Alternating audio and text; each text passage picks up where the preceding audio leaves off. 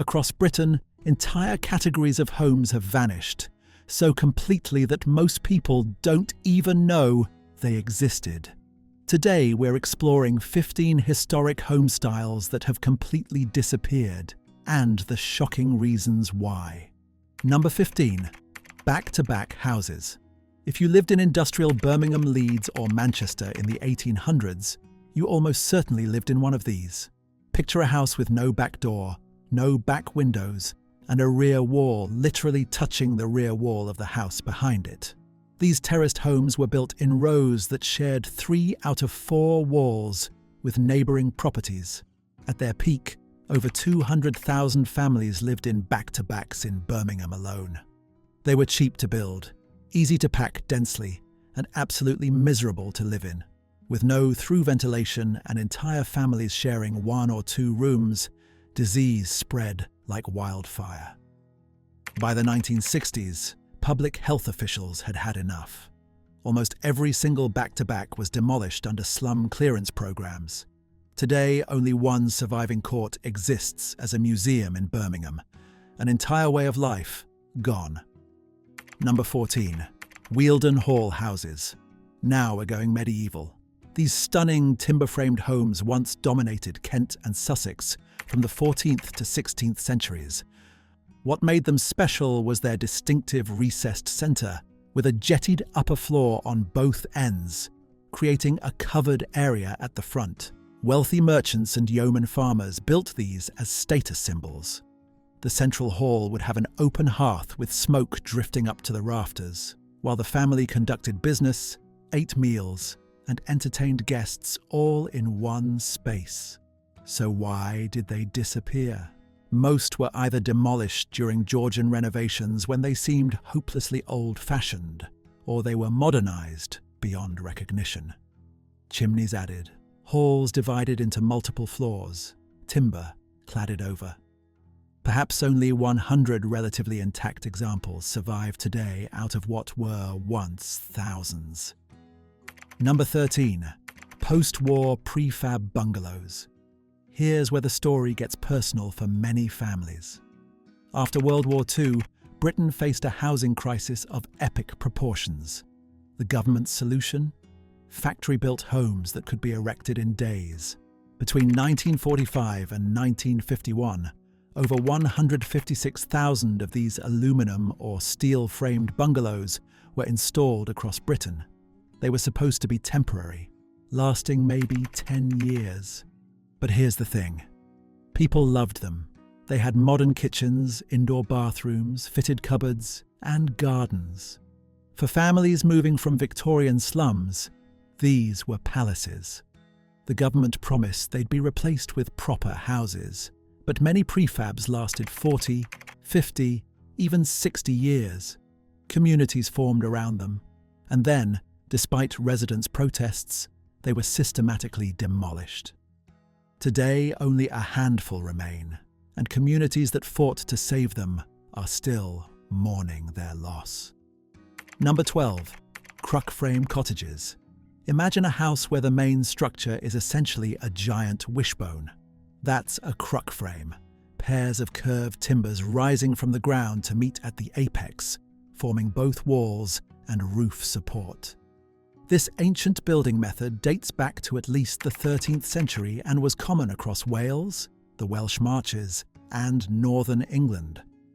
These cottages were the epitome of vernacular architecture, built by local craftsmen using local materials. Most were replaced during the agricultural improvements of the 18th and 19th centuries. Landowners wanted their estates to look modern and uniform, and these wonky old cottages didn't fit the aesthetic. Those that survived often had their cruck frames boxed in or demolished. True cruck cottages are now extremely rare. Number 11. The rookeries. This isn't a single architectural style, but a whole category of housing that once defined London's most notorious slums. Rookeries were labyrinthine warrens of subdivided Georgian houses, back alleys, courtyards, and passages where the city's poorest residents lived in unimaginable density. Places like St Giles, Seven Dials, and parts of Southwark housed thousands in crumbling, disease-ridden buildings. Charles Dickens described them in vivid, horrifying detail. These weren't built as slums. They were once respectable homes that descended into decay as the wealthy fled to suburbs. Victorian reformers demolished entire rookeries to build new streets like New Oxford Street and Shaftesbury Avenue. The people who lived there were dispersed and their communities destroyed. Not a single complete rookery survives. It's controversial. But some argue we lost important social history in our rush to sanitize the city. Number 10. Basel houses. Along the Anglo-Scottish border, a unique type of fortified farmhouse once stood guard against raiders.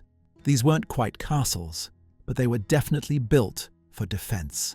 Basel houses were essentially two-story stone structures where the ground floor housed livestock, and the upper floor, accessed by an external ladder that could be pulled up, housed the family. Thick walls, tiny windows, and solid construction meant you could wait out a raid from rivers, border bandits who made life hell in the 16th and 17th centuries. After the Union of the Crowns in 1603, peace gradually came to the borders, and Bastles became unnecessary. Most were either abandoned, incorporated into larger farmhouses, or demolished.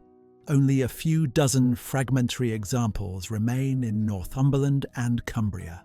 Number 9. Scottish courtyard tenements. In Edinburgh and Glasgow, before the famous stone tenements we know today, there existed an earlier form, courtyard tenements organised around shared central spaces.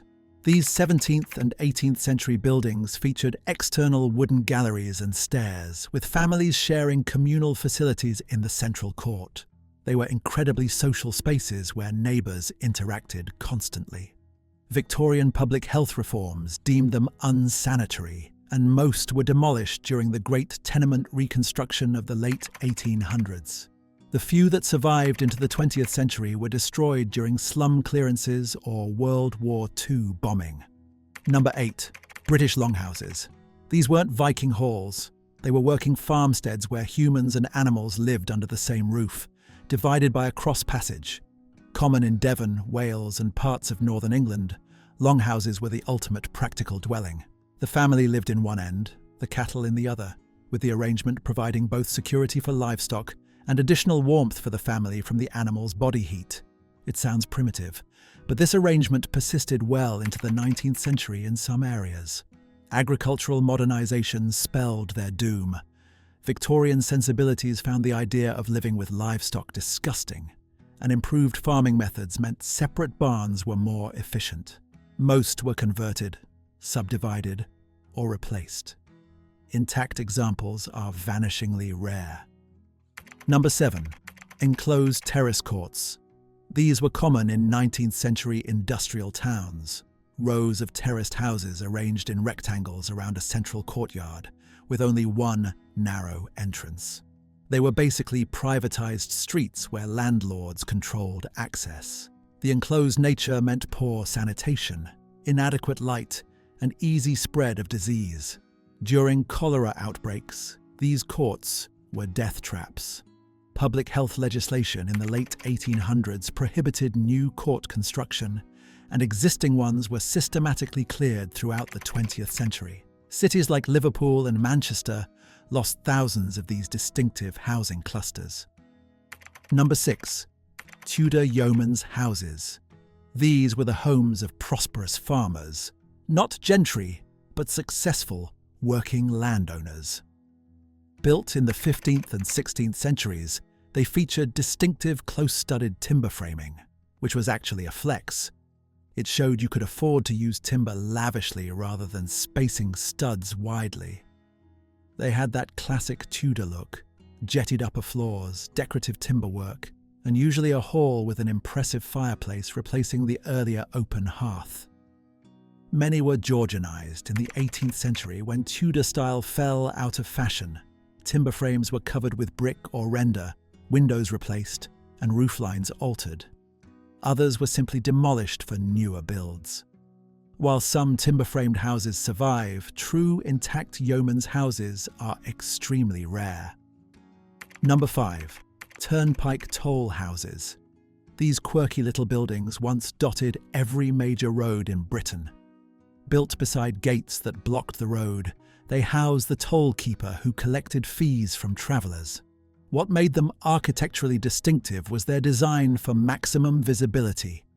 Many had octagonal or hexagonal shapes, with windows facing multiple directions, so the keeper could see traffic approaching from any angle.